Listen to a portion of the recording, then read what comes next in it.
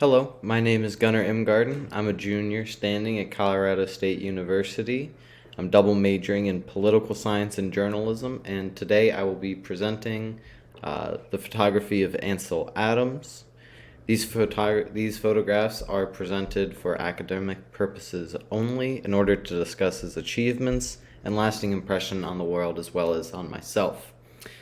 Through this, I hope to share my personal inspiration for photography and for photojournalism.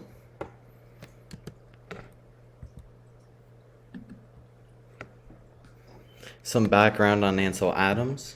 He lived from 1902 to 1984 as an American photographer, focusing on black and white natural landscape photography. In later life, Ansel mentioned that he believed he had a hyperactive mind and that school was never his strong suit. Before finding photography, he was on track to become a professional pianist. And he had apparently a bit of a loud personality and enjoyed to drink and to party. He positioned himself well with many other famous photographers of the time who would go to him for compositional questions. While he didn't have any formal training, he did absorb himself into the lives of many other famous photographers and actually became a voice in technique and created some different techniques such as zone system, which I'll talk about in a bit. His expressed philosophies: he loved nature since he was a boy. He was born near San Francisco and grew up taking walks and enjoying the beach. When he was 4, he fell over from an earthquake and messed up his nose, so he was always a little bit of an outcast. And he was also huge into using exposure to emote very strong emotions.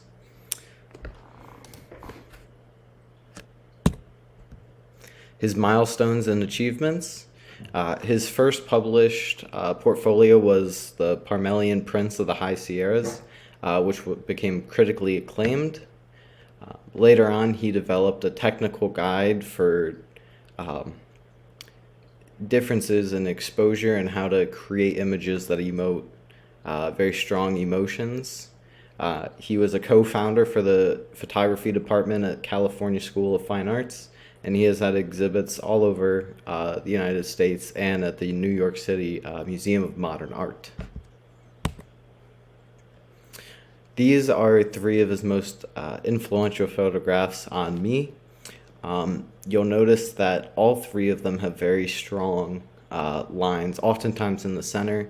In the case on the far right, there's a strong vertical line on the left side and on the bottom framing the woman who is just coming out of the screen door out of blackness. And I really like the way that the exposure on that is done. As well as you can see in the other 2 pictures, you can see the very strong line of the waterfall and then of this line going up the wall.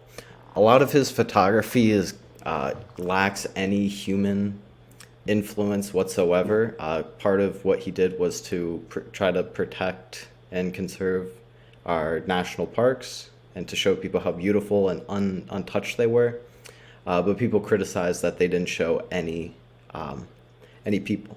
So that's why I like these 2 photos on the sides in particular, since they are photographs of people, and it still falls within his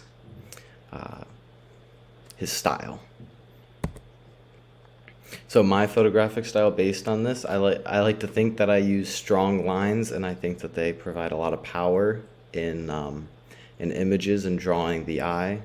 So framing people, such as with the door frame for Ansel Adams' picture, I really like the way he included 1/2 of the door for the vertical line that he uses, as well as using nature. He was huge on protecting our wildlife and our natural wonders of the United States. And so that's what he always focused on. I can't say that I'm big into black and white photography. However, a lot of what he has done still has impact on my work, nevertheless. Thank you for watching this presentation about Ansel Adams. I highly encourage you to go and look at some more of his work. It's absolutely incredible. You really do feel the emotion that he's trying to get you to from the photographs. If you'd like to see my work, you can do so at gsimedia.weebly.com. And here's my works cited. Thanks for listening.